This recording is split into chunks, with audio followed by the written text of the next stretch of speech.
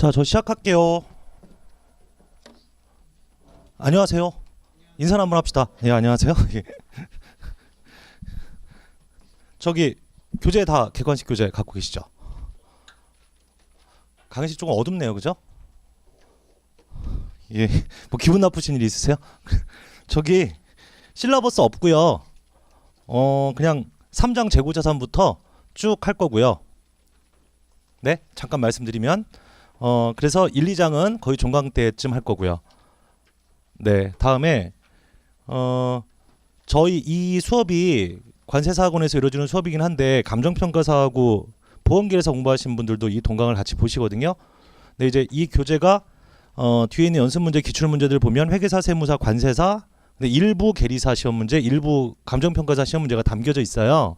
근데 이제 그 다다음 주쯤 보면 학원 자료실에 그 보험계리사 시험하고 감정평가사 기출 문제도 제가 따로 수업은 안 하지만 해설을 좀 자세하게 달아서 올릴 테니까 나중에 문제가 조금 부족하다는 생각이 안 드시겠지만 부족하다고 생각하시면 그거 출력하셔갖고 풀어보시면 될 거예요. 아셨습니까? 다음에 제가 그 지금 시간표를 토요일, 일요일, 토요일, 일요일 이렇게 일단 2주가 나와 있을 거예요. 그게 그 임예진 선생님이 다른 수업을 거기다 토요일 날 껴 넣어야 돼 갖고 제가 2주를 양보를 했는데 원래 저희 학원은 이 객관식 회계학이 격주로 시간표는 나가지만 3, 4주 차부터는 그냥 매주 해요. 우리 익숙하잖아요.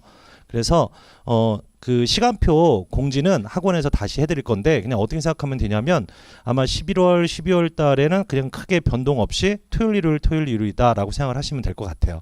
그래서 목표는 1월 첫째 주쯤에 종강하는 게 목표고요. 네, 그렇게 생각하시면 될 것 같고 그 다음에 공부하시다 질문하실 게 있으시면 저한테 개인 메일 이제 그만 보내시고요. 예, 저 이제 감사 시즌 시작해갖고 개인 메일 자꾸 보내지 마. 이제 회사 메일 받을 때가 됐고요. 학원에 학습 상담란 가면 거기 질문하는 데 있죠. 거기다가 올리시고 오프라인 들으시는 분은 그냥 강사실에 와서 물어보시면 될 것 같아요. 제가 항상 수업 시간 1시간 전에는 와 있으니까 와서 그냥 물어보시고요. 별로 표정이 안 좋아도 와서 그냥 물어봐 주세요. 예, 그 질문 같은 질문 좀 하시고요. 예, 그렇게 하시면 될 것 같고 다음에 우리가 이제 개론 공부할 때 동영상으로 밀어 넣은 게 있어요. 그죠? 뭐 여러 가지 이유가 있겠지만 가장 근본적인 이유는 이제 실력이 미천해서죠. 그래서 2, 3회독 했을 때부터 봐야 되는 거 그게 아마 차입원가 자본화, 뭐 지분법, 그다음 뭐 전환사채 등등인데요. 그거 제가 한 3주차 때쯤부터 이렇게 말씀을 드릴 거예요. 다음 시간에 오실 때까지 어느 거 듣고 와라. 어느 거 듣고 와라. 그러면 그 말대로 반드시 꼭 듣고 와 주셔야 돼요. 아셨습니까? 그게 아마 무료로 올라가 있기 때문에 여러분들이 그 결제하신 거에 카운팅은 안 되는 걸로 제가 알고 있거든요. 맞죠? 그럴 거예요. 예. 그래서 그렇게 이용하시고 공부해가지고 오시면 될 것 같고 자 다음 재무회계가 30문제 뭐 원가 몇 문제 뭐 이런 얘기 다 아는 내용이니까 별 할 얘기는 없는데 원가관리 회계는 절대로 포기하시면 안 돼요. 예, 포기 안 하겠죠? 포기 안 할 그렇게 우리가 같이 뜨거운 여름을 보냈는데 원가관리 회계 수업을 제가 언제 할 거냐라는 건데 일단 지금 원가관리 회계 공부가 안 돼 있으신 분들이 계실 거예요. 그래서 제가 약간 시간을 드릴 거니까 뒤로 뺄 거거든요. 원가관리 회계는 그 원가관리 회계를 언제 할 건지도 그 추가 보강 시간표 낼 때 같이 말씀을 드릴 테니까 그거에 맞춰서 진도에 맞게 공부를 좀 해주세요. 아셨습니까? 네, 여러분들 우리가 이제 이 자리에 온 이유는 우리가 내년 시험에 합격하기 위해서요. 그죠? 그러니까 최선을 다해서 공부하셨으면 좋겠고요. 내년에 예, 봄날 1차 합격의 영광을 누리셨으면 좋겠습니다. 할 수 있을 거예요. 예, 그리고 저도 그냥 열심히 할게요. 예, 서로 열심히 해봅시다. 강의실이 조금 더운데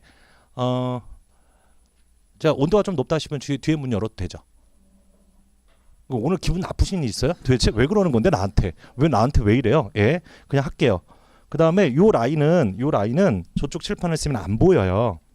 그러니까 되도록이면 요 라인을 안 앉으셨으면 좋겠어요. 앉아요. 그냥 알아서 앉으시고 이 라인에 안 앉으셨으면 좋겠어요. 자, 늦게 오신 분들 계신 것 같은데 우리끼리 시작합시다.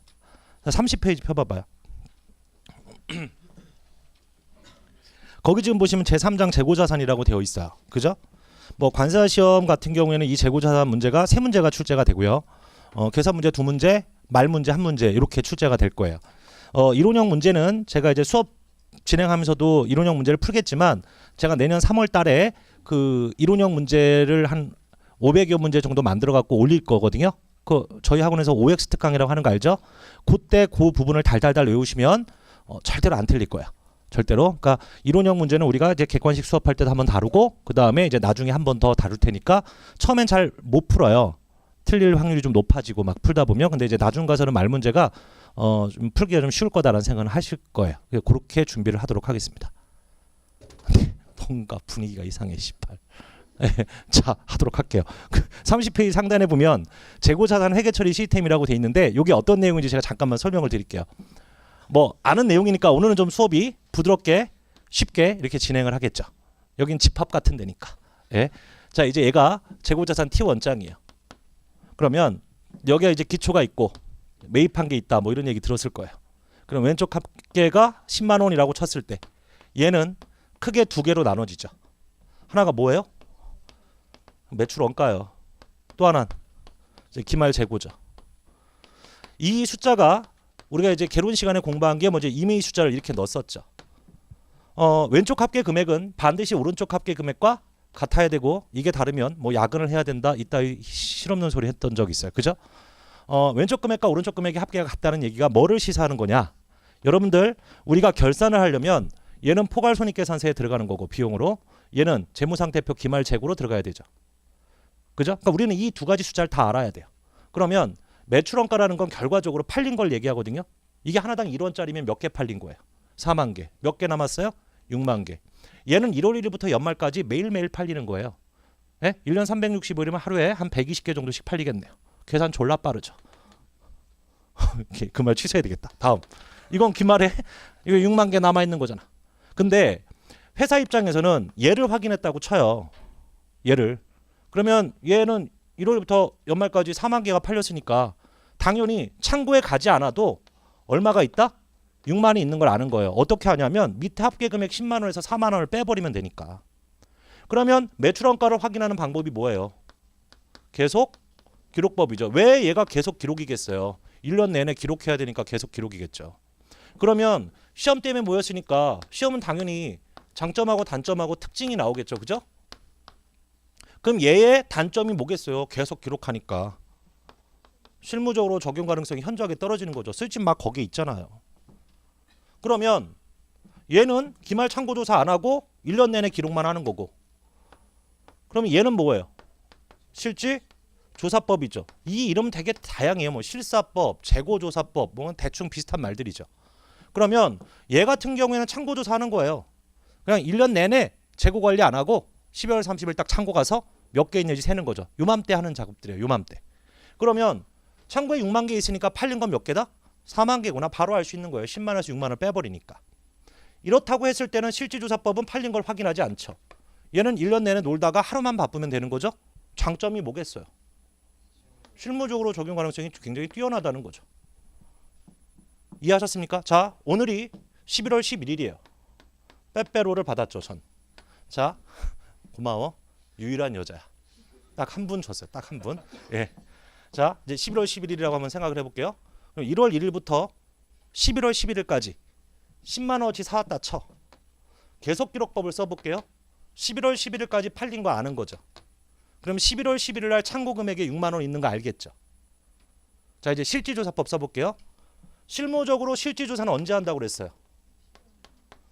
아무 때나 해도 돼요. 그럼 대표이사가 해 하면 하는 거죠. 회사는 안 닮아서 모르겠지.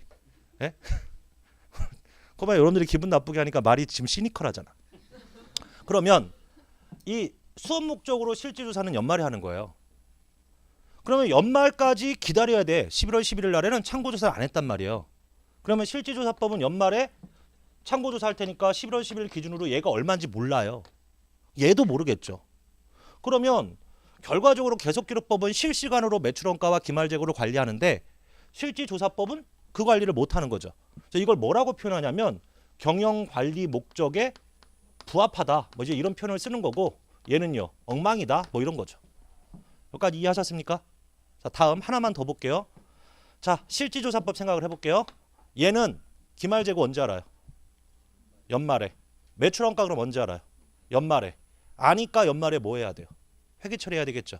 연말에 하는 회계 처리를 뭐라고 불러요? 결산 분계라고 부르죠.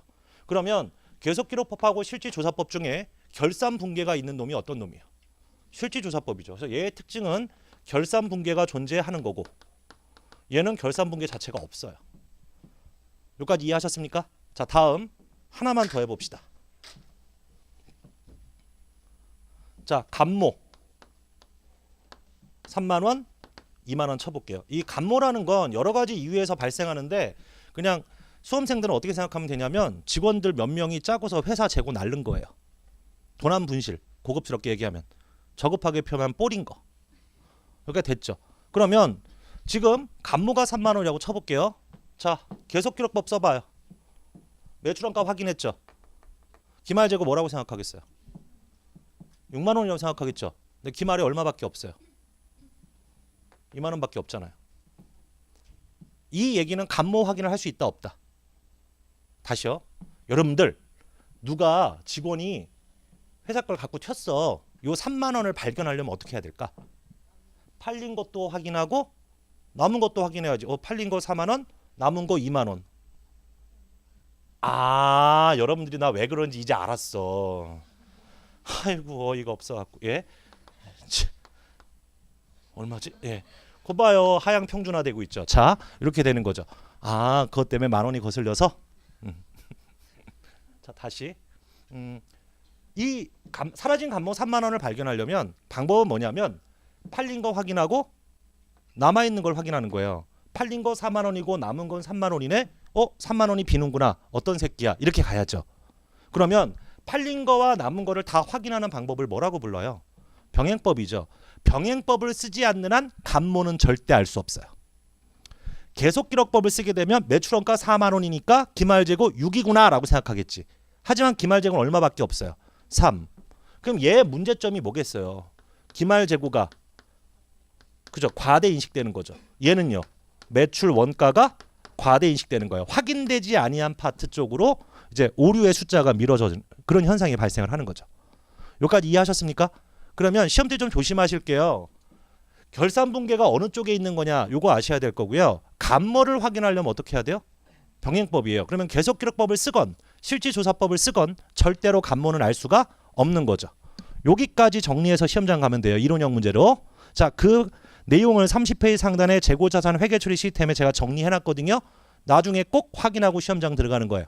자, 밑에 보면 실제 타 시험에 어떻게 났는지 한번 볼게요. 기본 문제 1번 읽어보고 답 한번 찾아봐요.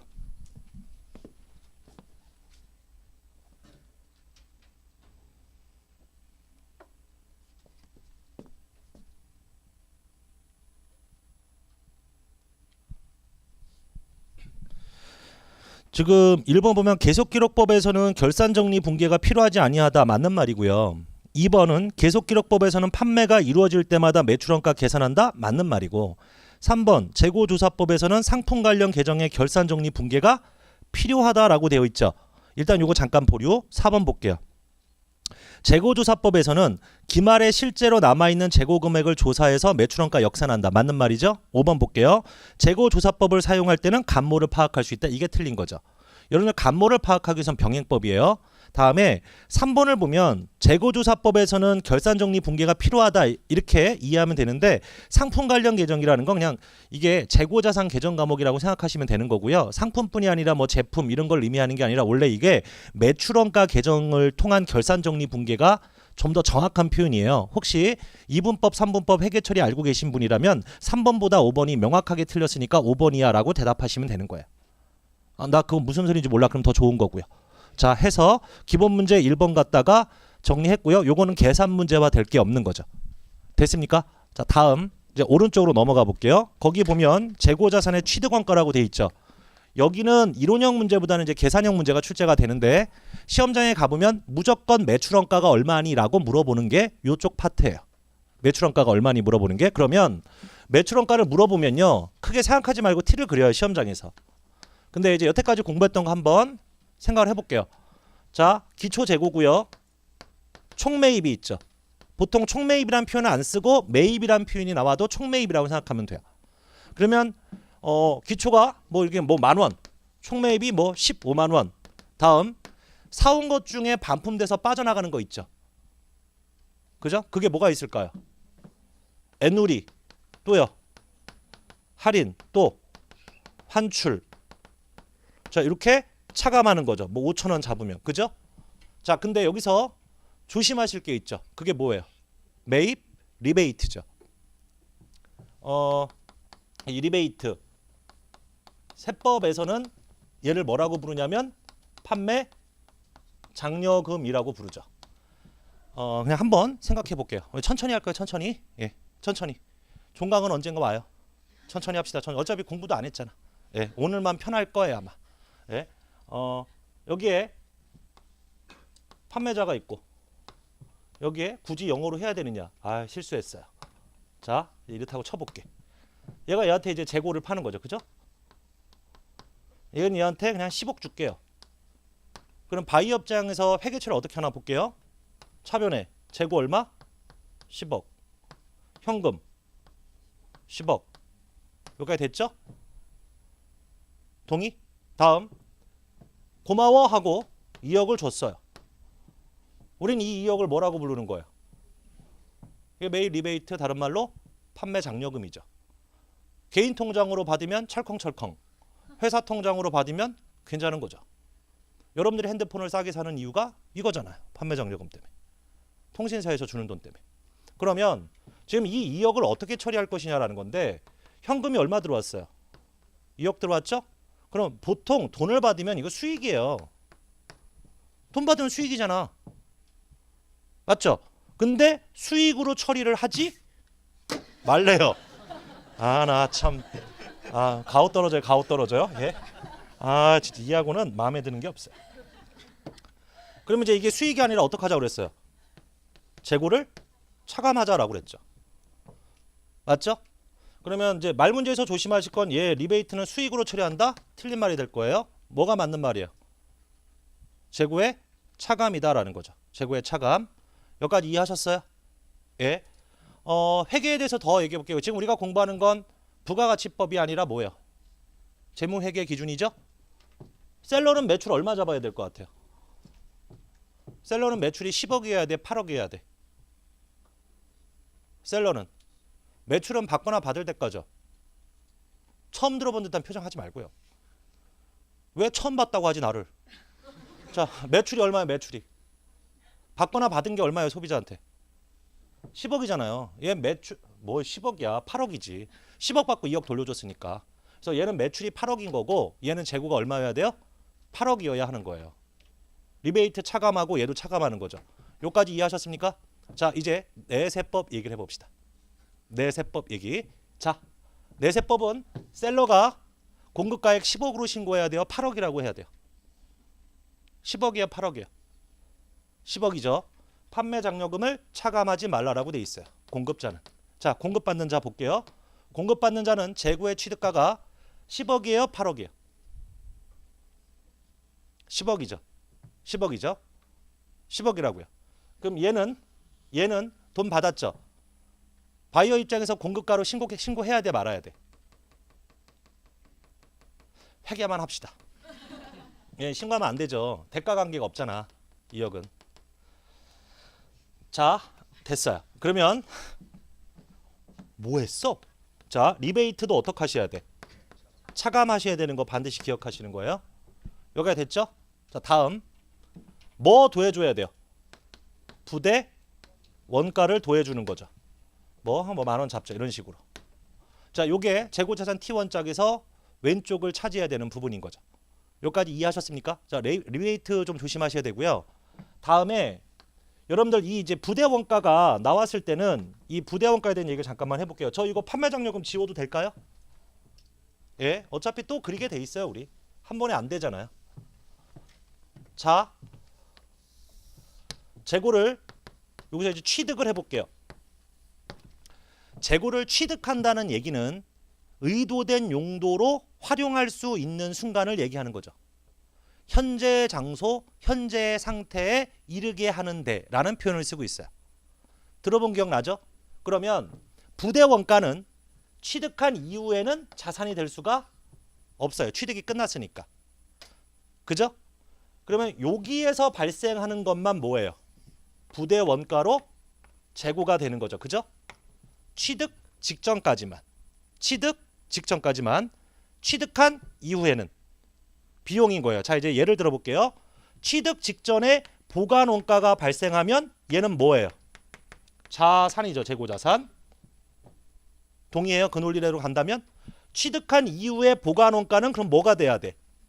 그렇죠. 비용이 돼야 되겠죠. 다음, 취득 과정의 부대 원가는 재고자산이에요. 단 전제 조건이 뭐죠? 정상적인 거. 정상적인 거. 그러면 비정상적인 건 다 뭐예요? 비용. 자산성이 없기 때문에 비용. 기억나죠? 하나만 더 가볼게요. 자, 부대 원가는 자산을 살 때도 발생하고 팔 때도 발생하죠. 살 때는 뭐예요? 자산. 팔 때 발생하는 건 비용. 팔 때 발생하는 걸 뭐라고 불러요? 판매 원가, 다른 말로. 그래서 판매비. 됐습니까? 자, 그러면 잠깐만 확인해 볼게요. 교재에서. 여러분들 그 31페이지 보시면 상단에 반가로 2번 재고자산의 취득원가에 포함할 수 없으며 발생기간의 비용으로 인식하여야 하는 원가의 예, 기역, 니은, 디귿, 리을 많이 봤죠? 읽어봐봐요. 되나?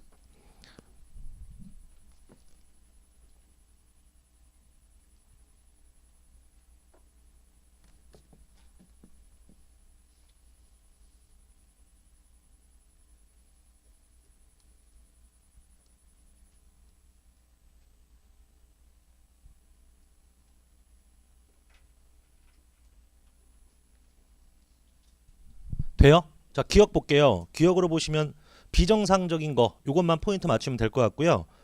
디귿을 보시면 현재의 장소에 현재의 상태에 이르게 하는데 지금 이걸 취득이라고 하잖아요. 취득에 기여하지 않았대요. 취득과 관련이 없는 거죠. 취득과 관련이 없으면 재고가 아니겠죠. 그죠? 한국말이에요. 리을, 판매원가죠. 판매할 때 들어가는 건 뭡니까? 비용. 우리 마이크에 에코 들어가고 있지 않나요 지금? 뭐 울려요 마이크가. 자, 니은 봐요. 자, 니은을 조심하시는 거예요. 시험장에서. 후속 생산 단계에 투입하기 전 보관이 필요한 경우. 자, 그건 뭐예요? 그건 자산. 그 경우 이외의 보관 원가는 비용인 거죠. 이게 왜 그런 거냐면요. 후속 생산 단계에 투입하기 전이라는 거는 지금 취득 중인 거예요. 취득이 완료된 거예요. 취득 중인 거잖아요. 취득 중인 거는 자산인 거고 취득 중과 관련이 없는 이외의 보관비, 창고료는 비용이다 이런 뜻인 거죠. 그래서 그 기역, 니은, 디귿, 리을 갖다가 문제화 시키면 어려우니까 조심하세요. 여기까지 됐죠? 자, 다시. 그럼 이제 칠판 보시면 이렇게 되는 거죠. 다음에 오른쪽을 보시면 매출 원가가 있는 거고 기타 비용이 있는 거고 기말 재고가 있어요. 그죠? 자, 저 기타에 대해서 한번 고민을 해볼게요. 이 기타라는 게 재고를 타 용도로 활용한 걸 얘기하는 거예요. 재고를 타 용도로. 그러면 재고를 타 용도라는 거는 돈 받고 판 게 아니라 다르게 사용했다는 거죠. 그러면 재고 갖다가 다르게 사용할 수 있는 게 뭐냐면 복리, 후생비가 있을 수 있고요. 다음에 뭐 접대비가 있을 수도 있고요. 광고 선전비가 있을 수도 있고요. 여러분들 알고 있는 감모도 있는 거예요. 자, 근데 이제 조심하실게요. 광고 선전비는 기타야 이 얘기가 아니에요. 제가 광고 선전비를 한번 써볼게요. 광고 선전비를 쓸 수 있는 방법은 현금 10,000원, 방송사에 10,000원 주고 광고 튼 거예요. 그럼 광고 선전비 10,000원. 이제 이렇게 가는 거죠, 여러분들. 분개를 너무 오랜만에 본 거지. 이런 거잖아, 이런 거. 그러면 얘는 지금 재고를 썼어, 안 썼어요? 재고를 쓴 게 아니야. 현금을 지급한 거잖아요. 그럼 이 10,000원은 여기 들어가야 돼, 말아야 돼? 말아야 되겠지. 상관이 없는 거잖아. 그럼 얘는 그냥 판매비와 관리비인 거예요. 어? 자, 이제 우리 회사가 맥주를 만들어. 맥주. 새로 나온 맥주지. 새로 나온 맥주. 사람들한테 알려야 되잖아. 그러니까 명동거리에서 좌판 깔고 지나가는 사람한테 우리가 만든 맥주를 한 잔씩 주는 거야. 그러면 뭐가 사라진 거예요? 재고가. 그지? 왜 사라졌어? 광고 선전 목적으로. 그럼 광고 선전비이겠지. 그러면 이거는 재고가 광고 선전비로 대체된 거예요. 그러면 여기에 30,000원이 가는 거지. 이 질문이 굉장히 많아요. 제가 이 얘기를 왜 하냐? 회계원리를 제대로 안 해서 그런 거죠. 이거 재고자산 T1장이죠. 재고자산 T1장에 들어가려면 분계에 어떤 계정 과목이 등장해야 돼? 재고자산이 등장해야지. 그죠? 제가 이 얘기를 하는 이유 또 한번 생각해 볼게요. 여러분들 판매 운임 있죠? 판매 운임. 물건 팔 때. 물건 팔 때 한번 볼게요. 이제 운임이 매입할 때 운임이 발생할 수도 있는 거고 판매할 때도 운임이 발생할 수 있는 거거든요. 그렇잖아. 천천히 해요. 그러면 이제 매입할 때 운임은 현금이 나가. 그러면 여기에 계정 과목이 뭐야? 뭐겠어? 재고자산이죠. 매입할 때 운임은 재고라고 그랬잖아, 제가. 그러면 재고자산. 그러니까 매입 운임이 이 안에 들어가는 거야, 여기에. 그죠? 근데 이제 물건을 팔 때 운임이 나가면 어떻게 할 거냐? 현금 나가죠. 왼쪽에 뭐라고 잡아? 그냥 판매 비용이에요. 그럼 이 회계 처리에는 재고라는 계정 과목이 있어, 없어? 없지. 판매 운임은 재고의 T1장에 반영될 여지가 없는 거죠. 질문을 원천봉쇄하고 있어요. 알았어요? 예? 됐죠? 그러면 이제 이렇게 되는 거고요. 이 T1장에서 매출원가를 물어보면 항상 어떻게 하라고 그랬어요? 왼쪽 합계 금액에서 무조건 뭐를 빼? 기타와 기말을 빼는 거예요. 무조건 이게 역산하시는 거예요. 여집합 개념으로.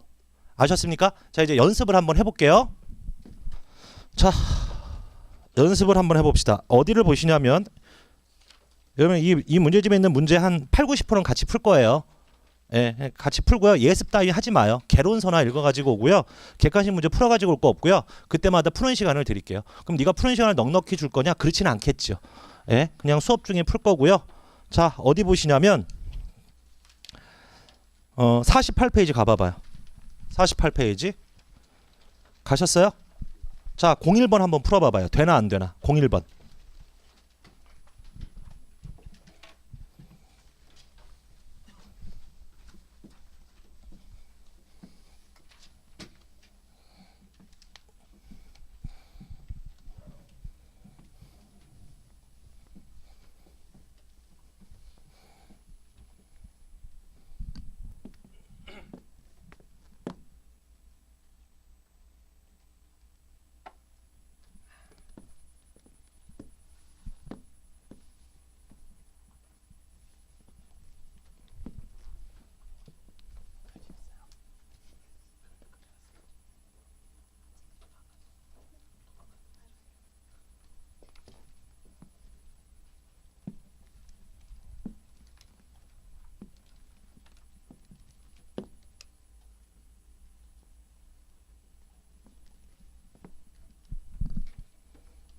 아니 9시월 분 그날 회식할 때 새벽 6시까지 먹었다며. 구민애랑. 내가 그날 뭐라고 그랬어요? 구민애가 옆에 있으면 어떡하라고 그랬어요? 도망가라고 그랬잖아요. 그거 봐요. 끝까지 가셨습니까? 예, 대단하십니다. 구민애 선생님은 소주 한 제가 보기엔 10병은 먹어요. 사람이 아니에요, 사람. 6병? 예. 자, 1번 풀으셨어요? 그냥 T 놓고 같이 한번 볼게요. 별로 어렵지 않은 것 같아요. 우리 시험 난이도 정도 되겠죠. 기초 재고가 100이죠. 왼쪽에다 100만 원 쓰시면 되는 거고, 바로 밑에 보면 기말 재고 자산이 40만 원이죠. 아직 뭐 평가 얘기는 아니니까 이제 기말에 40만 원 쓰시는 거고, 바로 밑에 보시면 단기 재고 자산 매입액이 있죠. 400만 원 쓰셨어요. 다음 바로 밑에 보시면 매입 운임과 매입 리베이트가 있네요. 운임 얼마예요? 21. 리베이트는 4만 원. 그러면 21만 원을 도함과 동시에 4만 원을 어떻게 하셨어야 돼? 뺏었어야죠. 이렇게 하셨습니까? 다음 바로 밑에 보시면 광고 선전비가 있는데, 이렇게 이제 항상 시험 문제 틀리게 하는 거 한두 개가 나오는 거죠. 이 광고 선전비 현금으로 지급함이죠. 그러면 광고 선전비는 기타야.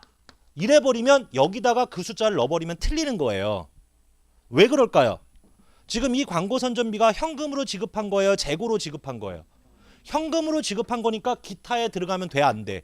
안 되는 거죠. 무슨 말씀인지 이해하셨어요?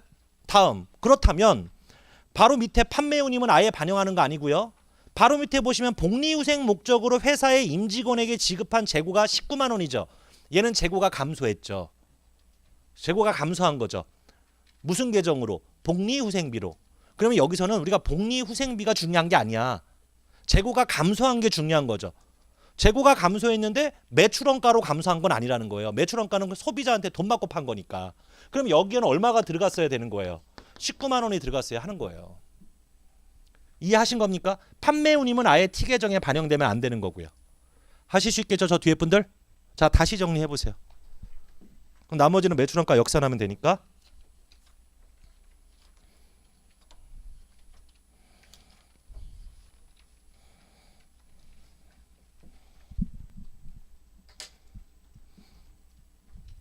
됐죠?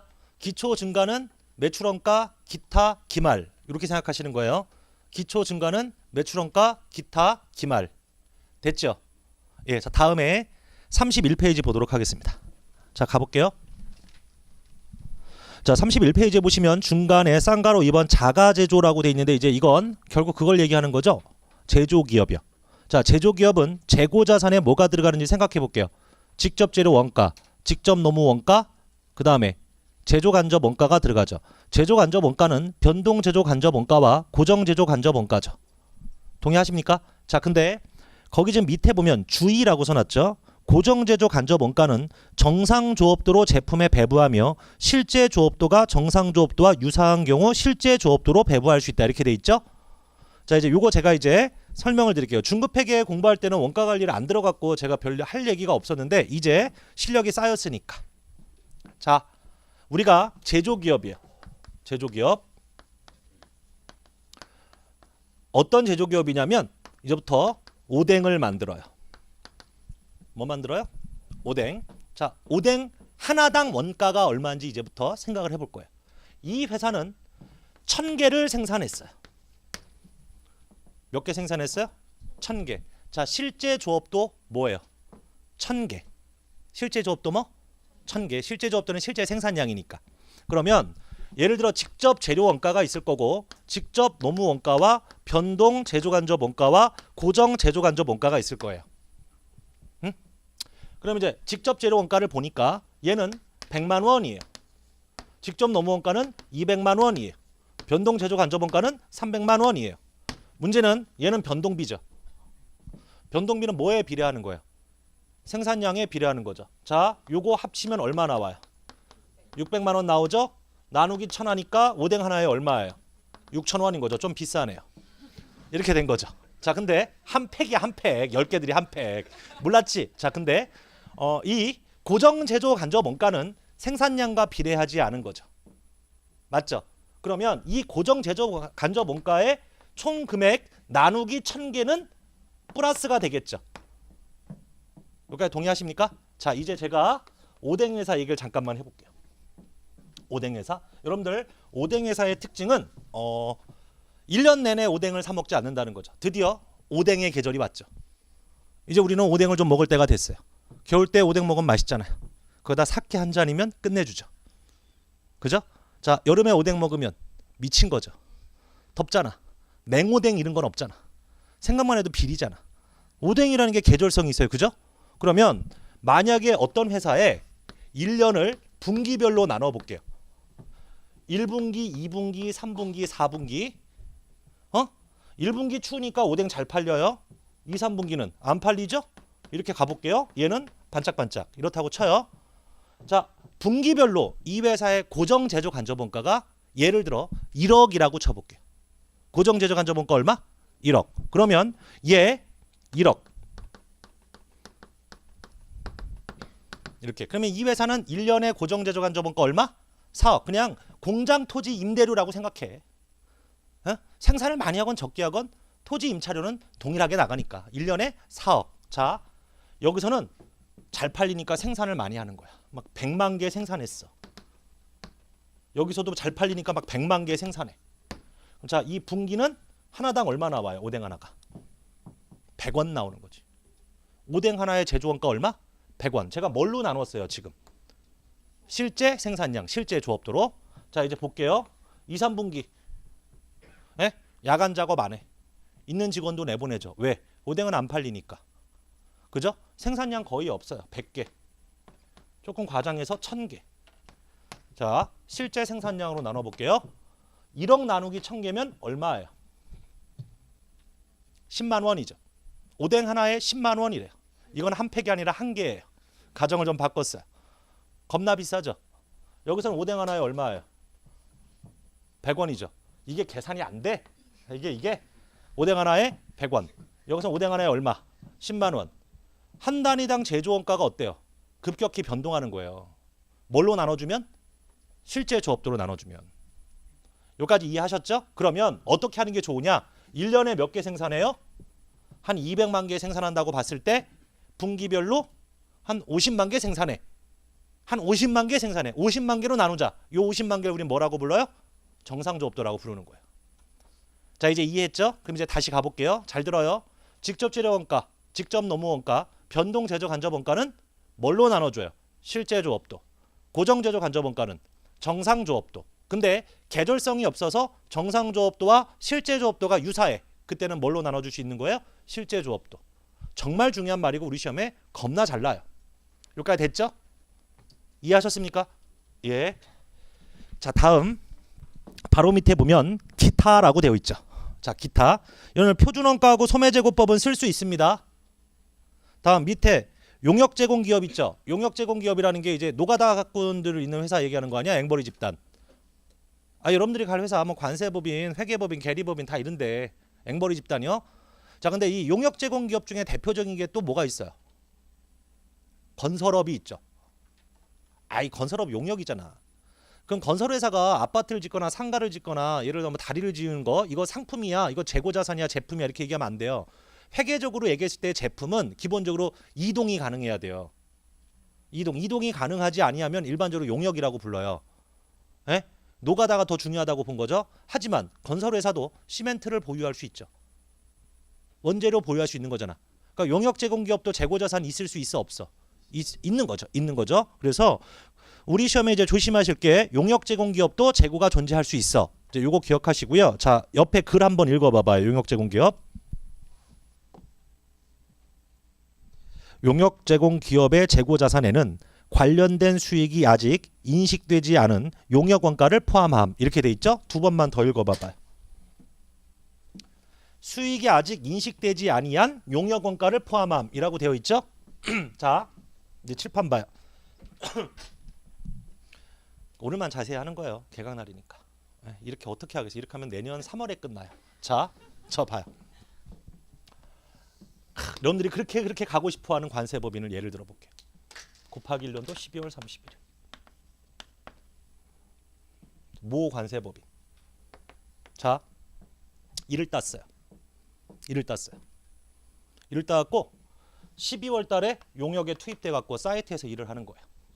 현장 사이트 나가서 컨설팅 용역을 해요. 근데 돈을 여기서 받기로 한 거예요. 요때가 수익인식 기준이 맞고요. 그러면 매출은 첫째 년도에 있어요? 둘째 년도에 있어요? 매출은 곱하기 2년도에 있는 거죠. 매출이 있으면 항상 뭐가 있어야 돼요? 매출이 있으면 항상 매출원가가 있어야죠. 그래? 이런 분위기인데? 아니 매출하고 매출원가 같이 있어야지. 매출하고 매출원가 한 해에 있어야죠. 어떤 해에는 매출만 있고 어떤 해에는 매출원가만 있어. 이거 말 돼 안 돼?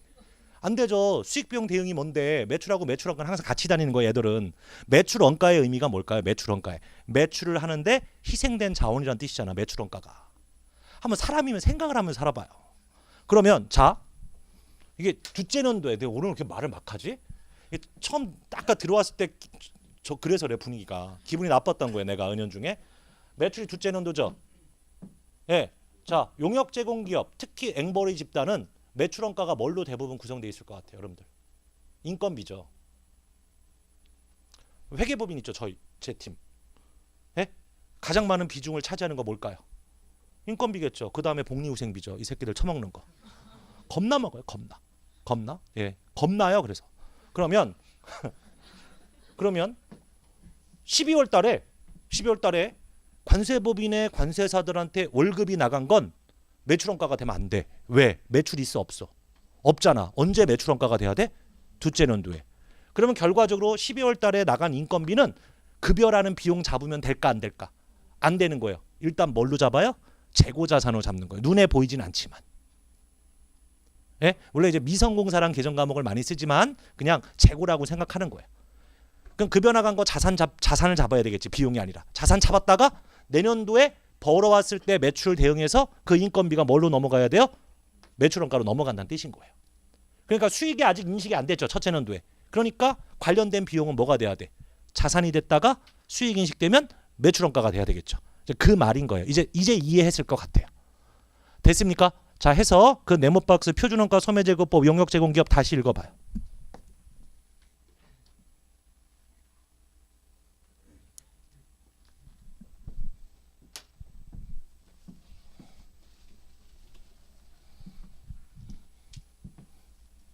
됐죠? 자, 밑에 있는 문제 집에서 풀어보시고 이제 32페이지 넘어가 볼게요. 자, 하나하나 다 발라내 봅시다. 시험에 뭐 나올지. 32페이지 상단에 보면 기말재고자산의 확정이라고 돼 있는데 정말 우리 시험에 단골 문제죠. 단골 문제. 그래서 이거 천천히 할 건데요.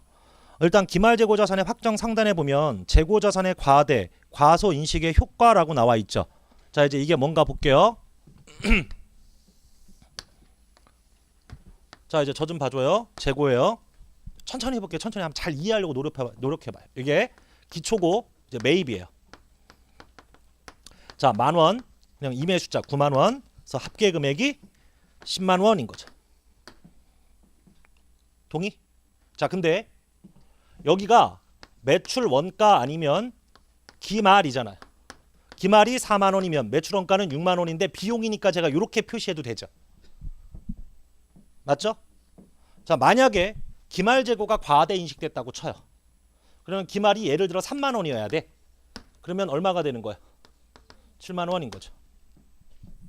기말 재고가 과대 인식되거나 과소 인식되는 거예요. 이렇게 뭘로 이어져요? 매출원가 손익으로 이어지는 거죠.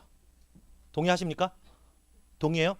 기말 재고가 과대면 매출원가가 과소니까 이익은 과대죠. 맞죠? 근데 이제 항상 논리는 자산하고 이익을 같은 방향으로 생각하라고 그랬죠. 자산이 크면 이익이 큰 거예요. 항상. 이익이 크면 자산이 큰 거고요. 그러면 자산이 과대 인식되면 이익이 과대인 거고 자산이 과소면 이익이 과소 인식되는 게 상단 그 얘기죠. 동의하십니까? 자, 그렇다면 이거 가지고 시험 문제에 낼 수 있는 게 크게 두 가지가 있어요. 자, 46페이지 펴봐봐.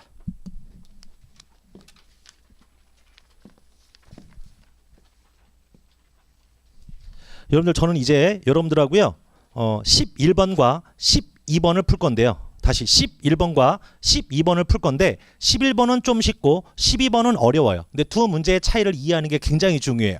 일단 11번 풀어봐봐요. 이거 우리 개론서에 있는 문제랑 똑같은 문제인데 한번 풀어봐봐요. 풀리나 11번.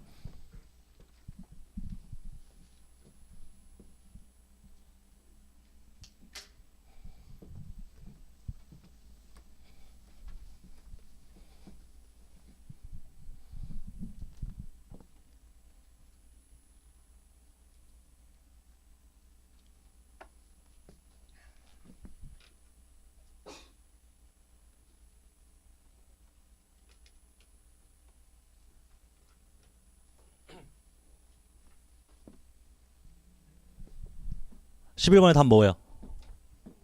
5번이에요? 11번에 5번. 자, 이제 11번부터 설명드리고 12번은 좀 이따 넘어가 볼게요. 일단 이제 11번은 여러 가지로 이제 푸는 방법이 있는데 좀 센스 있는 방법이 뭐냐면 제가 이제 재무 상태표 잠깐만 그려 볼게요.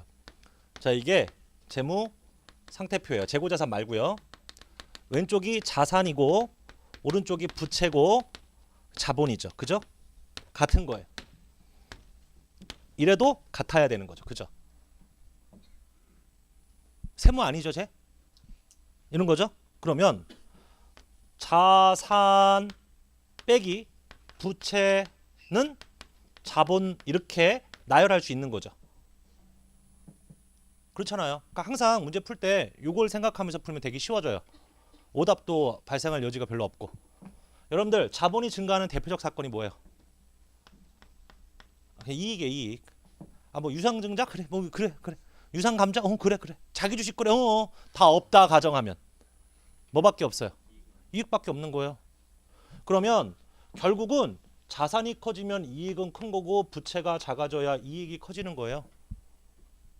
그러니까 자산 과대는 이익 과대예요. 항상. 자산 과소는 이익 과소인 거고요. 지극히 당연한 얘기예요. 얘는. 여기가 됐죠. 자, 이제 생각을 해볼게요. 이 11번은 기말의 재고자산을 누락시켰죠. 맞죠? 그러면 재고자산 T1장을 생각해 볼게요. 자, 이게 재고예요. 이 11번은 왼쪽 금액은 고정되어 있는 상태예요. 지금 기초 매입은 제대로 반영이 됐는데 기말하고 원가잖아요. 요거 실사를 잘못했다는 뜻인 거예요. 그 말은 기말 재고가 누락된 거죠. 여기까지 동의? 그러면 기말 재고 자산이 과소인 거죠. 자산 과소면 이익은 과소예요. 일단 그러면 지금 부채와 관련된 내용이 있어 없어? 여기에 없지. 부채는 그대로 있는 거야. 부채는 그대로. 그러니까 부채는 영향이 없고 자산 과소, 이익이 과소인 거죠. 됐습니까? 이익이 과소면 자본도 뭐예요? 과소겠지. 이익과 자본은 동일하다고 생각할 수 있는 거니까. 그럼 답이 5번인 거죠. 그래서 대부분은 11번은 안 틀려요. 그 정도는 센스 있게 푼다고요. 이제 12번 풀어봐봐요. 12번.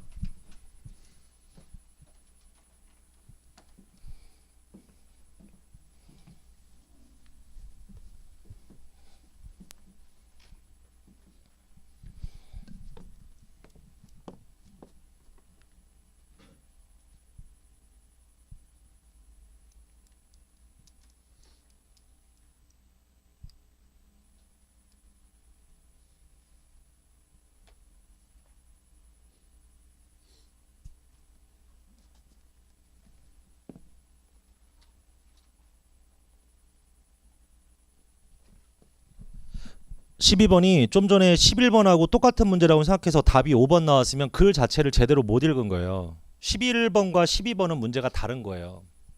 12번 문제를 다시 한번 읽어봐봐요. 회사는 재고자산에 대해서 계속기록법과 실사법을 병행하고 있는데 기말 재고자산에 대해서 재고조사를 통한 실사금액으로 확정할 때 FOB 선적지 인도적으로 매입한 보고기간 말 현재 운송 중인 재고에 대해서 회계 처리를 누락했다라고 돼 있죠. 맞죠? 동의? 지금 얘는 회계 처리 현재 운송 중인 재고는 기말 재고니까 회계 처리가 누락됐으니까 기말 재고가 과소니까 이익도 과소, 부채는 말이 없으니 그대로이고 해서 답은 5번이야. 이렇게 가면 딱 오답이죠. 예? 이게 11번과 12번이 어떠한 차이가 있는 건지 이제 얘기를 할 테니까 잘 들어봐봐요. 지금 이 회사가 누락을 했대요. 뭘 누락한 거예요? 회계 처리 자체가 누락한 거예요.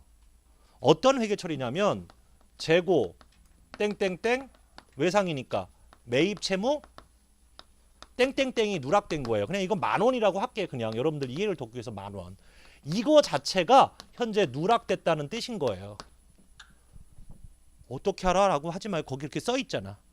회계처리 누락이라고. 응? 그러면 재고자산의 T1장에 대해서 생각을 해볼게요. 여러분들 기초 없다 쳐. 매입 10만원 원가 기말이죠. 이거 그냥 5만원 5만원이라고 해볼게. 자, 이게 원래 재고자산이에요. 재고자산 T1장. 근데 지금 이 분계가 누락된 거죠. 맞죠?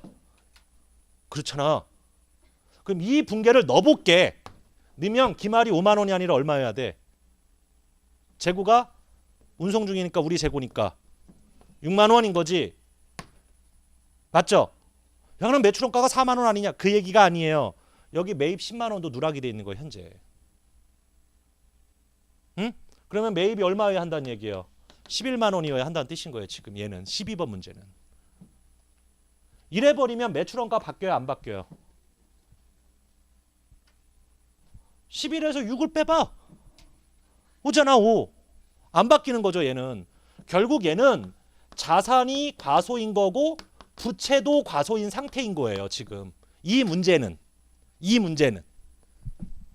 나 절대로 이해하지 않겠어 라는 자세로 읽지 말고 한번 생각을 해봐요. 그러니까 12번 문제는 자산도 과소 부채도 과소인 거예요. 회계처리 매입 채무가 누락돼 있잖아. 부채가 누락돼 있으니까 자산도 누락이고. 그럼 이제 다시 가볼게요. 자산 과소 부채 과소예요. 맞지? 자산도 과소고 부채도 과소면 자본은 그대로겠지. 자본이 그대로면 이익도 그대로겠지. 답 1번이에요. 그래서 이해하시겠습니까? 자, 11번 12번 다시 생각해봐요. 잠깐 시간 드릴게요. 이해했어요? 저 뒤에 분들 이거 이해하셨습니까?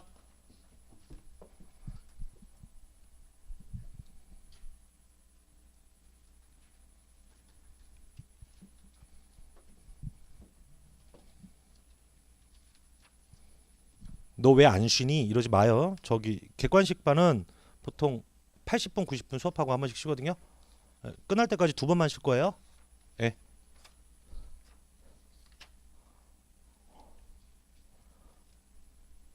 자, 12번 이해하셨어요? 그 글을 읽고 텍스트를 읽고 내가 저렇게까지 판단할 수 있을까에 대해서 스스로 너무 불안해할 거 없어요. 실력이 쌓이면 경험이 생기면 분명히 뭐 틀릴 수도 있겠지만 대부분 맞출 거예요. 예. 경험이 없어서 그래요. 너무 쫄지 말고요. 자, 다시 32페이지 가보세요.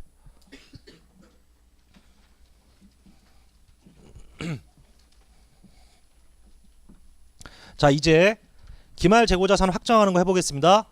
그 밑에 보면 네모칸 있죠. 미착, 위탁, 시용, 반품, 재구매 조건부 판매, 저당 상품 이렇게 나와 있습니다. 그죠? 일단 얘가 기말 재고에 포함되어야 되느냐 말아야 되느냐 지금 이 얘기죠. 맞죠? 그럼 이건 T1장에서 12번 문제처럼 왼쪽 금액을 변동시켜야 되느냐 그 얘기가 아니에요. 지금 얘는 왼쪽 금액은 잘 정리가 돼 있는데 기말 재고를 제대로 확정했느냐의 문제인 거예요. 얘는 11번 문제처럼. 일단 미착에 대해서 또 설명드릴 건 없을 것 같아요.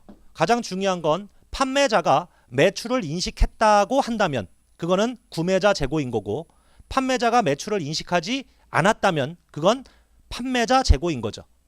물론 이 매출의 인식은 국제회 기준에 따라야 되겠죠. 일반적으로 인도 시점에 매출을 인식하는 거죠. 그럼 이제 생각해 볼게요. 문제는 운송 중인 걸로 나오겠죠. 운송 중이다란 뜻은 이미 선적은 끝났고 도착은 안 했다는 뜻이에요. 맞습니까? 자, 판매자가 선적지 인도 조건으로 팔았어요. 연말에 누구 재고예요?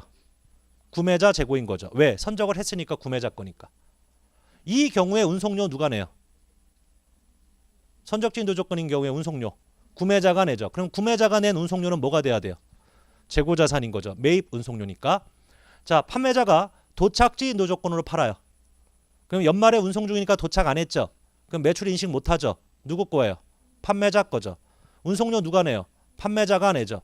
판매할 때 낸 거니까 뭐 처리해요? 판매비 처리해야 될 거예요. 여기까지 동의? 다음. 자, 바로 밑에 위탁 판매 볼게요. 위탁 판매는 누구 재고예요? 위탁자예요, 수탁자예요? 위탁자 재고죠.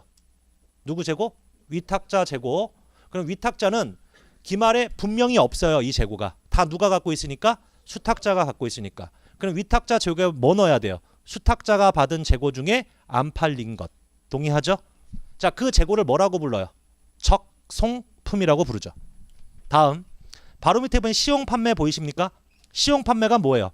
써보고 구매해봐 이거죠. 기말에 가면 재고 회사에 하나도 없어요. 누구한테 있어요? 소비자 집에 있죠.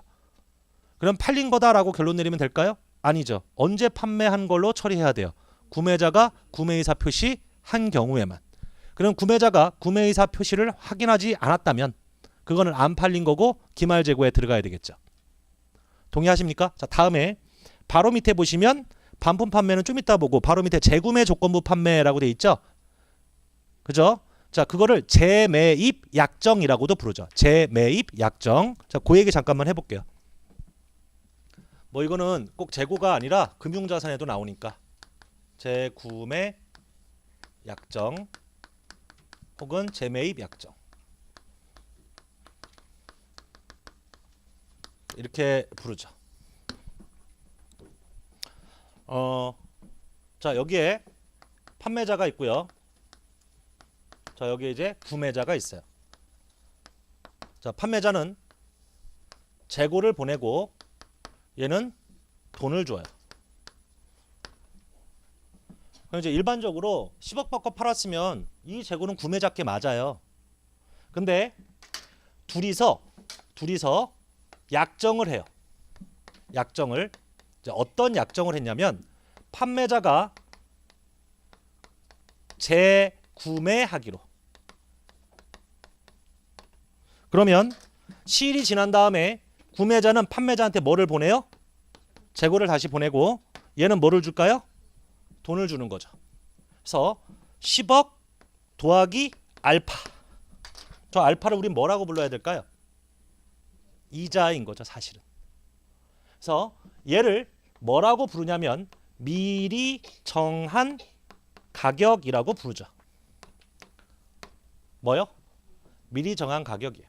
그럼 미리 정한 가격이라는 건 10억에다가 이게 만약에 6개월이다라고 친다면 6개월치의 이자 뭐 이렇게 약정을 했겠죠. 그럼 이제 이 거래는 결과적으로 판매자가 재고를 판 게 아니라 10억을 꾸고 담보로 제공한 저당 상품인 거예요. 뭐라고요? 저당 상품. 이래 버리면 저당 상품이니까 판매자는 이 시점에 매출을 인식할 수가 있다 없다? 없는 거죠. 그럼 이 재고는 판매자가 판매한 게 아니니까 기말 창고에 없어도 누구 재고로 봐야 돼요? 판매자 재고로 봐야 되겠죠. 이해하셨어요? 자, 이걸 우린 재구매 조건부 판매, 재매입 약정 이렇게 부르고 있습니다. 자, 그 박스에 정리된 거 이제 읽어봐봐요.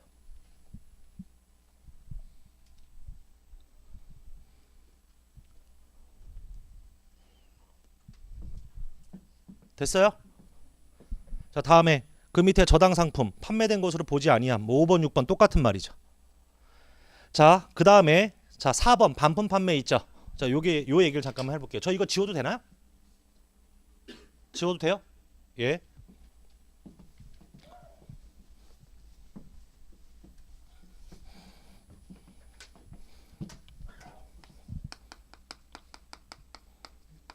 여러분 이제 이 반품 판매는 우리가 이제 거의 종강 때쯤에 수익 파트 하거든요. 거기서 이제 환불부채라는 표현이 나와요. 자, 환불부채 그때도 다뤄지는데 요게 약간 룰이 바뀌었어요. 약간 룰이 바뀌었는데 혹시 이제 작년에 회계 공부하고 올해 또 하시는 분들 계실 거 아니에요? 뭐 부러운 거 아니잖아. 예. 얘기하니까 인상 쓰길래 2년이나 회계를 공부하신 분들 계시잖아요. 뭐 3년도 계실 수 있고 5년도 계실 수 있는데 얘가 내용이 좀 바뀌었어요. 얘가 일단 우리는 이제 반품권이 부여된 판매를 어떻게 했냐면 반품률이 추정이 가능한 경우랑 불가능한 경우로 나눴었어요. 구갭에서는 어떻게 해석을 했었냐면 반품률이 추정이 가능한 경우, 이 반품률이 추정이 가능한 경우에는 판매된 걸로 보고 재고를 안 잡고 반품률이 추정이 불가능한 경우에는 안 팔린 걸로 보고 재고로 잡았어요. 예? 근데 2018년도 수익기준서를 보면 해석을 하다 보면 얘는 당연히 재고로 잡으면 안 되고 얘도 재고로 잡지 말라고 되어 있어요. 예? 예? 그러니까 옛날에는 옛날 구기준은 요거 갖다 해볼게요. 반품률을 추정할 수가 없으면 옛날에는 어떻게 했냐면 그냥 매출 자체를 처리를 못해. 매출 처리 못하고 재고 자산도 소비자한테 가 있지만 그냥 안 팔린 걸로 보고 기말 재고에 넣었었거든요. 근데 이제 새로운 기준에서는 이제 어떻게 하라고 돼 있냐면 얘를 현금을 받잖아요. 판매하고 이러면 얘를 환불 부채로 잡아요. 그러니까 얘도 똑같이 매출 인식 못하는 거예요. 이거 나중에 얘기할 거예요. 지금 중요한 건 그게 아니고 이러면서 뭐가 빠져나가서 소비자 집으로 재고가 빠져나갔죠. 얘를 반품 재고 회수권이라는 아주 신기한 계정 과목을 만들어냈어요. 이렇게 반품 재고 회수권이요. 자, 이제 제 얘기 잘 들어요.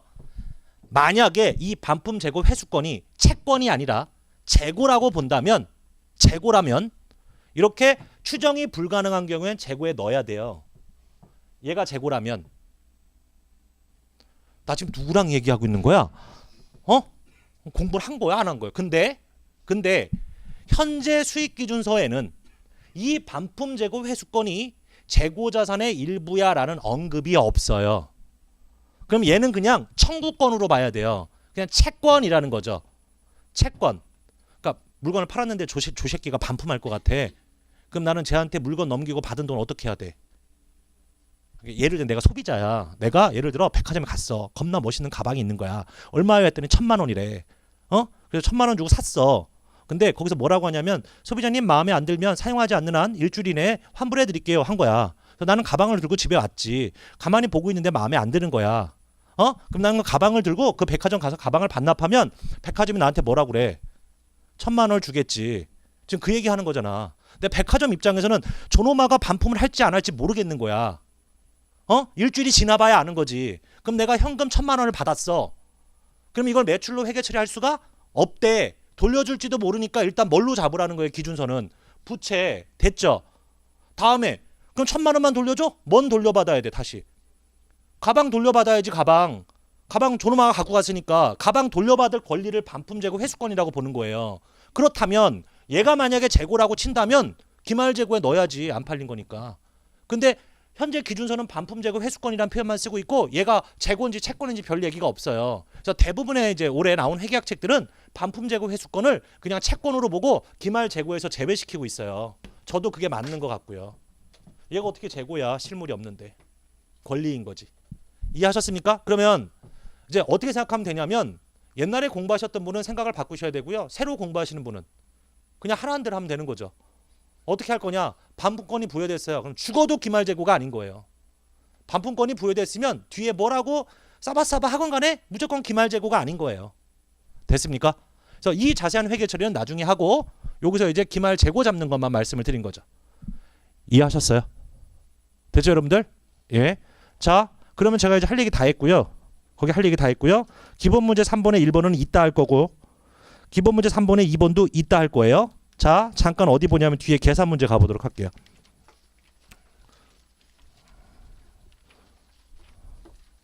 자 일단 48페이지 가볼게요. 자 48페이지에 가보시면 지금 우리가 공부한 이 내용이 02번, 03번, 04번, 05번 이렇게 4문제가 있고 저 뒤쪽에 한 문제가 더 있어요. 총 5문제인데 저는 여러분들하고 3문제만 풀 거예요. 3문제만. 일단 02번 풀어봐봐요. 되나?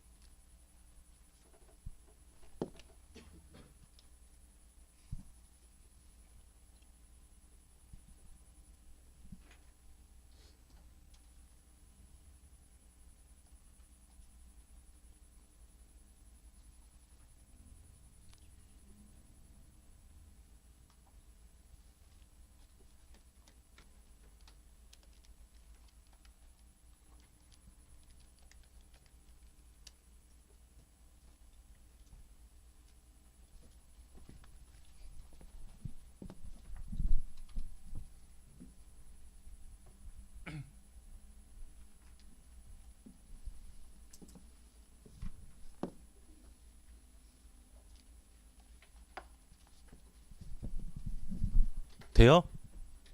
빨리 해봐요. 끝까지 해보셔야지. 이거 별로 안 어렵죠?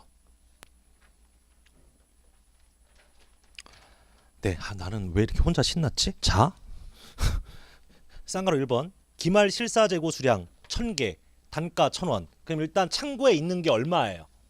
100만 원이죠. 이제 100만 원부터 출발하는 거야 우리는. 쌍가로 2번 보니까 매입을 위해 운송 중인 재고자산 원가가 15만 원인데 선적지 인도 기준이죠. 그럼 이거는 판매자가 이미 선적을 했을 테니까 운송 중인 건 선적을 한 거잖아. 선적을 해야 운송을 하니까. 그럼 얘는 판매자가 판 거지. 그럼 누구 거예요? 구매자께지. 구매자. 근데 우리가 구매자 포지션이에요? 판매자 포지션이에요? 구매자 포지션이잖아. 매입을 위해 운송 중인. 그러면 15만 원 어떻게 해야 돼요? 더해주면 되는 거지. 다음에 쌍가로 3번 볼게요. 주식회사 수민이 주식회사 무역원한테 위탁 판매하려고 적송을 했대요. 재고자산 원가 40만 원. 무역원 이노마가 판 게 40%면 안 팔린 거 얼마? 60%. 그럼 24만 원이죠. 근데 한번 물어봅시다. 이 안에 24만 원 재고가 들어가 있어? 안 들어가 있어? 안 들어가 있겠지. 얘는 무역원이 갖고 있으니까. 그러니까 24만 원을 더해주는 거예요. 더해주는 이유가. 됐습니까? 다음. 바로 밑에 거 볼게요. 수민이 시용 판매로 소비자한테 인도했죠. 원가 20만 원. 이거 다 소비자 집에 있지. 내 기말 창고에 있는 게 아니고. 그럼 소비자 집에 있는 것 중에 소비자가 구매 승인한 게 30%니까 안 팔린 건 14만 원이겠죠. 네? 자, 다음 바로 밑에 거. 반품 조건부로 판매한 재고자산. 이건 고민할 것도 없어. 그냥 기말 재고 아니야. 예? 다음. 쌍가루 6번. 기말 재고 실사 수량에 포함된 재고자산 원가 8만 원을 현대은행으로부터 차입한 장기 차입금 담보로 제공했죠. 그냥 팔린 거야, 안 팔린 거예요? 안 팔린 거죠. 그럼 이 8만 원은 기말 재고에 들어가야 돼, 안 들어가야 돼? 들어가야 되지. 근데 여기다가 또 8만 원 더하면 안 되는 걸걸? 왜 그럴까요? 이미 여기에 8만 원이 들어가 있대잖아. 걔는 8만 원이 제외됐다면 더해주는 거고 이미 들어가 있잖아. 그러니까 또 더할 필요는 없는 거지. 이해해버렸어요? 됐어요? 가장 베이직한 문제가 02번이죠. 예? 시험장 갔는데 이런 게 났어. 근데 몰라. 답이 없어 보기에 1, 2, 3, 4, 5에. 그럼 어떡하면 돼? 벌떡 일어나 집에 오라고 그랬잖아요. 아무 의미가 없는 거야. 아무런 의미. 예? 집에 오는 길에 나는 왜 이렇게 살아야 되는지에 대해서 한번 좀 고민하면서 와야 돼. 걸어와요. 집까지. 자, 다음에 이제 3번 문제 보도록 할게요. 3번 문제 풀어보세요. 3번 문제.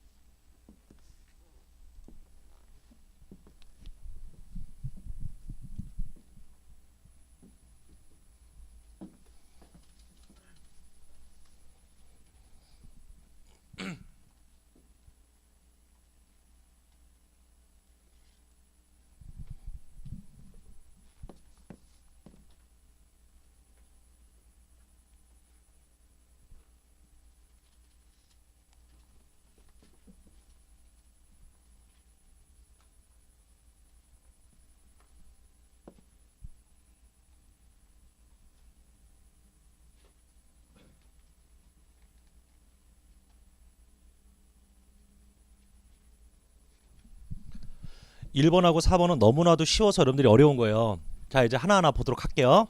일단 기말 재고 창고에 실사액이 얼마예요? 이제 500만 원부터 출발을 할 건데 첫 번째가 장기 할부 혹은 단기 할부 판매예요. 예? 할부 판매에 대해서 다시 고민을 해볼게요. 자, 저 봐봐요. 우리가 할부 판매라는 건 여기서 제품을 인도했어요. 그리고 여기서 회수하고 여기서 회수하고 여기서 회수하는 걸 우리는 할부 판매라고 불러요. 그게 1년 이상이면 장기 할부가 되는 거고 1년 이내면 그냥 일반적인 단기 할부죠. 우리가 공부하는 회계는 발생 기준 회계예요. 현금 기준이 아니죠. 그 얘기가 의미하는 게 뭐냐면 실제로 수익 창출 활동은 인도 시점에 일어난 거고 이 시점에 우리는 매출을 인식해야 되는 것이지 회수할 때 매출을 인식하는 건 아니라는 거예요. 이게 무슨 부가가치세법에 세금 계산서 날리는 것도 아니고. 그죠? 이게 부가세 얘기 안 할 거예요. 왜 그 얘기를 하는지 순간순간 고민하시는 것 같아요. 그러면 여러분들 지금 이제 이게 의미하는 건 내가 할부 판매를 했어. 인도했지? 그럼 이미 매출인 거예요. 이 매출이 의미하는 게 뭐예요? 매출. 재고가 없다는 거죠. 재고가 있으면 안 되는 거지. 돈을 회수를 하건 나발. 야, 그러면 돈 회수 안 되면 어떻게 할 거야? 그건 대선 충당금 얘기잖아. 그건. 일단 매출로 처리하고 못 받은 건 대선 충당금에 가서 설정하는 거지. 재고와는 관련이 없는 게 이미 팔린 거니까. 그러면 쌍가루 1번 봐봐요. 10월 1일 날 수민이 서울한테 원가 50만 원짜리 팔아치우고 판매대금 아직 못 받았겠네. 연말 기준으로. 못 받았으면 안 팔린 거 아니냐? 그런 생각하지 말라고요. 팔린 거잖아. 그럼 1번은 도할 게 없는 거예요. 이해했어요? 예. 고마워요. 대답해줘서. 2번 봐요. 수민은 2000년도 11월 1일 날 주식회사 충청과 위탁 판매 계약을 맺고 원가 200만 원짜리 상품을 적송을 했는데 충청이 60% 팔았죠. 그럼 40% 안 팔렸네요. 안 팔렸으니까 여기다 뭐 해야 돼? 80만 원 더해줘야 되겠죠. 이번에 위탁 판매는. 자, 이제 3번 가볼게요. 다시 읽어봐요. 3번. 화이팅. 3번.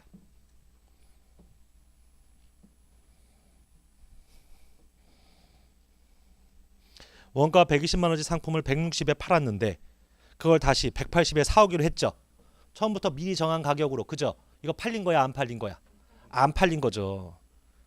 그럼 이거 얼마짜리예요? 120이야 160이야 180이야? 고민스러워요? 재고는 원가잖아. 재고는 원가라고. 원가가 얼마래요? 얼마 친절하면 120 앞에 원가라고 써 있었겠어. 그럼 여기다 뭐도 해줘야 돼? 120이요. 여기까지 됐죠? 자, 이제 가장 고민스러운 쌍가로 4번. 다시 읽어봐봐요. 다시.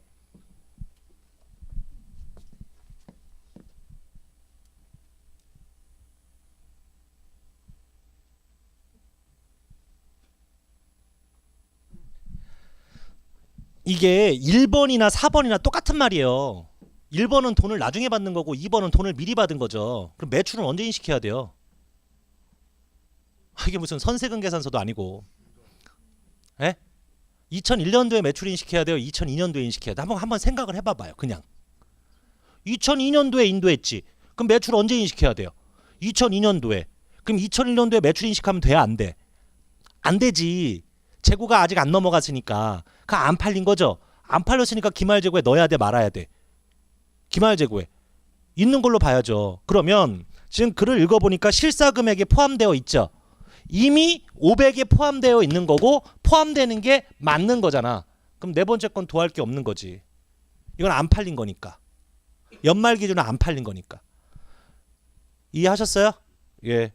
3번까지가 그 내용이고요. 1번, 2번, 3번, 4번 중에 2번 빼고는 다 중요한 문제들이에요. 그런 거 하나 끼면 어렵다고요. 이거는 뭐 세 가지가 다 있으니까 어려웠겠지만. 됐습니까? 4번 집에서 여러분들이 알아서 풀어보시고요. 자, 5번 풀고 쉬도록 하겠습니다.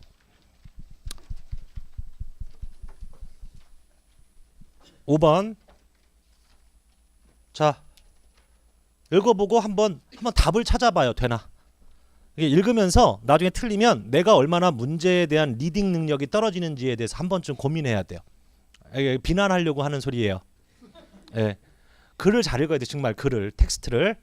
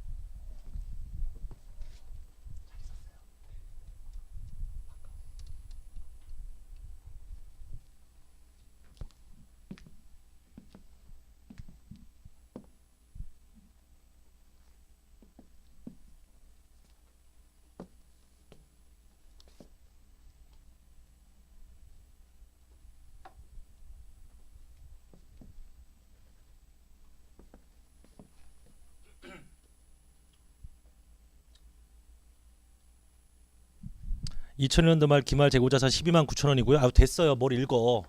봐요. 이제 저 좀. 일단 기말 재고자산 금액을 12만 9천 원이라고 했나봐. 이 회사는. 쌍가로 1번을 읽어볼게요. 우리. 수민이 무역원의 위탁 판매를 위해 적성한 재고자산 중 기말 현재 판매되지 않고 무역원이 보유하고 있는 소매 금액이 얼마래요? 4,500원. 소매 금액은 뭐죠? 판매 금액이 소매 금액이지. 동의? 자, 근데 수민은 원가의 50%를 가산한 금액으로 판매를 위탁하나 봐. 근데 기말 재고자산 금액에는 소매 금액으로 기록이 돼 있대요. 재고자산은 원가로 기록하는 거예요? 소매 금액으로 기록하는 거예요? 원가로 기록하는 거죠. 그러니까 얘는 위탁 판매 관련돼서 판매되지 않은 걸 재고로 잡은 건 맞았는데 재고로 잡은 금액을 원가가 아닌 뭘로? 판매 금액으로 잡아놨나 봐. 그래 이제 우리는 여기서 뭘 알아내야 돼요? 원가 금액을 알아내야 돼. 근데 이 회사의 가격 정책이 뭔가 봐봐요. 자, 뭐라고 써 있나? 원가에다가 원가의 50%를 가산해서 판매 금액을 정하고 있대요. 동의하세요? 그렇게 써 있잖아. 예? 그러면 이 원가는 원가 곱하기 1.5가 4,500원이니까 얘는 얼마가 되는 거예요? 3,000원이 되는 거야, 여러분들. 아, 그러면 3,000원을 둬야 되지. 잘못된 생각이고. 3,000원을 빼야지. 잘못된 생각이야, 그건. 왜 그러냐면 원래 여기에는 3,000원이 들어갔어야 하는데 4,500원이 들어간 거니까 오히려 1,500원을 어떻게 써야 되는 거예요? 뺐어야 하는 거지. 이해하셨습니까? 야 이거 너무 문제를 꼰 거 아니냐? 문제를 꽈죠. 문제 들었기 어렵죠. 근데 제가 이제 이 문제를 되게 강조하는 이유가 이 문제 때문에 그런 게 아니에요. 글을 잘 읽으라는 얘기예요. 글을 잘 읽어야 돼요. 다음 2번 다시 읽어보세요. 수민은 인스의 재고자산을 수탁하여 판매 대행업을 하고 있다. 수민이 기말 현재 창고에 보관 중인 재고자산 금액은 25,000원이며 기말 재고자산 금액에 해당 금액이 포함되어 있다. 이렇게 돼 있죠. 자, 수민이는 위탁자예요, 수탁자예요? 글을 읽어봐. 인수가 위탁자고 수민은 수탁자예요. 이 재고는 수민 게 아니라 누구 거야? 인수 거죠. 그럼 여기서 25,000원 어떻게 해야 돼? 빼줘야 되겠죠. 이해해버렸어요? 동의? 예. 3번 읽어보세요.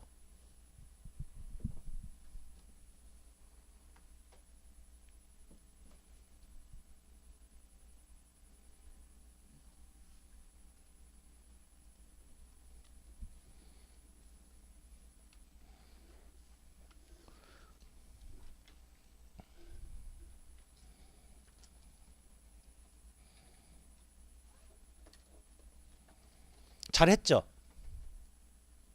잘했잖아. 뭐 할 게 없죠. 이게 답. 된 거예요? 그 공업원 문제는 제가 만든 문제가 아니고요. 이건 저기 미국 회계사 시험의 단골 문제, 단골 문제. 얘가 우리 시험에 타 시험엔 아직 출제된 적은 없는데 1번, 2번은 좀 조심하셔야 되고요. 2번이 의미하는 게 뭐냐면 위탁자에만 꽂히면은요. 수탁자 포지션일 때 조심해야 된다는 얘기고 1번 같은 경우에는 기말 재고가 원가로 기록돼야 되는 문제를 엮어서 다른 형식으로 낸 거예요. 그러니까 그 1, 2번 되게 중요한 문구예요. 중요한 문구들. 됐습니까? 제가 여러분들이라면 기본적으로 02번, 03번을 풀 것 같고요. 05번이 의미하는 바 한두 번 생각해 보면 될 것 같아요. 아셨습니까? 예, 여기까지 했고요. 끊었다 가도록 하겠습니다. 여러분들 제가 이 객관식 할 때는 쉬는 시간을 조금 늦게 갖는 이유가 있어요. 여러분들 저기 모든 수업이 50분에 10분 쉬잖아요.